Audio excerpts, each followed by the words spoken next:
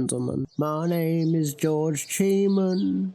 I'm your interviewer, and welcome to Hive. Right then, first off, would you care to tell us a little bit about yourselves? Of course we can, George. European honeybees is what we are. My name is Eldridge Mendel, and this little bugger down here is my good friend Cornelius Swarm. I'm fast, I'm strong, I'm clever, I'm hung. Lord of the skies, king of the hive. More commonly known around the hive as Cornball. Yeah, alright, whatever, shut up, you're boring. Now, why in heaven's name would they refer to you as the cornball? Right, well, first of all, it's cornball, not the cornball. And second of all, they don't. So write that down in your poxy little notebook, you absolute bint. Some say it's 'cause he's small, round and yellow, like a kernel of corn. Others say it's because you can't digest anything properly. There's special information. Now, it's to my understanding that not just honeybees. In fact, all bee species are in decline. Is this correct? That's right. Most humans don't realize there are over 20,000 species of bee, and they're all in decline, mainly because of human activity. Oh, well done. Give yourself a little pat on the back there, George. You are a part of the most horrid species on the entire planet. Humans are scum of the earth. You see, the problem is, we ain't got anywhere to live. Intensive farming and urban development is causing major habitat loss for bees all over the globe. Add that on top of the CCD, and the future's looking pretty bleak for us black and yellow folk. What is CCD exactly? Typical. You ain't got a clue, have ya? Not even the foggiest. Blissfully unaware there, aren't you, Georgie boy? CCD is an initialism of colony collapse disorder. How CCD is a bit of a mystery. A bloody spooky one and all.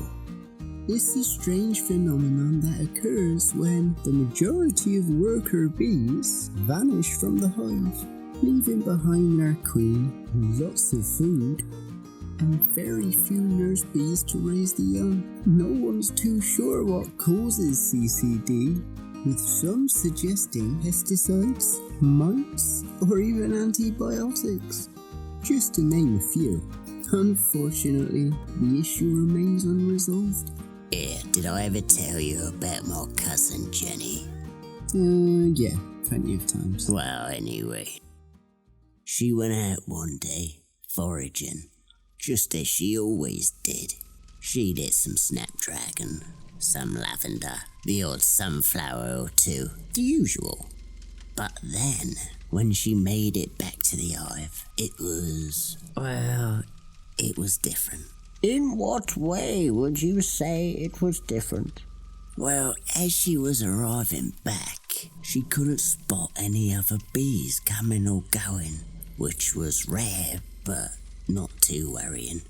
Then, when she made it to the entrance of the hive, she noticed there wasn't a single guard bee to be seen.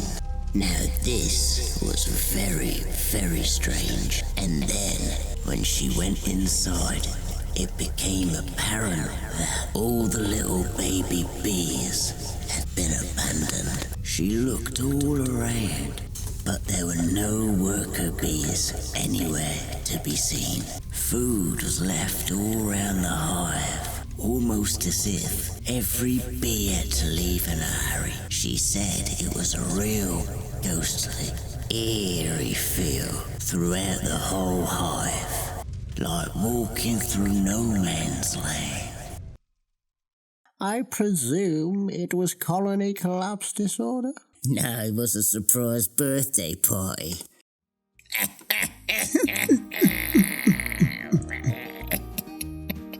They all jumped it. Surprise!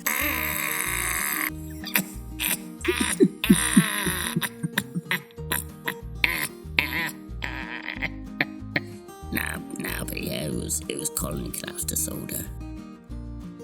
Now bees vanishing off the face of the earth should be of grave concern to you humans, because we are responsible for over 1/3 of the average person's diet. And you look bang average, so that includes you. Us bees pollinate over 80% of all flowering plants, plus 35% of the world's food crops. Do you know what? This reminds me of a poem I wrote. Why stand ye idle, blossoms bright, the livelong summer day? Alas, we labour all the night for what thou takest away. Weren't that John B. Tab? No, he likes to take credit for it, but it was mainly me. I was his ghostwriter. Cornelius, you got me all in the mood for a poem now. How doth the little busy bee improve each shining hour? And gather honey all the day from every opening flower. How skillfully she builds her cell, how neat she spreads the wax, And labours hard to store it well with the sweet food she makes. in works of labour or in skill, I'd be busy too. For Satan finds some mischief still for idle hands to do. In books or work or elful play, let my first years be past. That I may give for every day some good account at last. Would one care to enlighten us? What could humans do as a species to help? Eat organic. Go chemical free. Stop living. Simple as. Cornelius, that's a bit harsh. Look, if you really want to help, what you want to do is make yourself a little bee garden. A bee garden is just plants and flowers favorited by pollinators, and you don't actually have to have your own garden. A bee garden can go on a window box, a balcony, or even on top of a bus stop, just like the lovely people in the Dutch city of Utrecht. Or something like that. As I was saying, help us out a tad, will ya? The best way to have more good in your life is to do more good. So get out, get planting. If you want something to grow, you must first plant the seed. Cornelius, any last words? I'm gonna shove that notebook and that microphone right up your so you waste of space, you absolute chew. I'm gonna kill you. Come here, you. There we have it, ladies and gentlemen. Until next time. Enjoy yourselves. And beehive yourselves.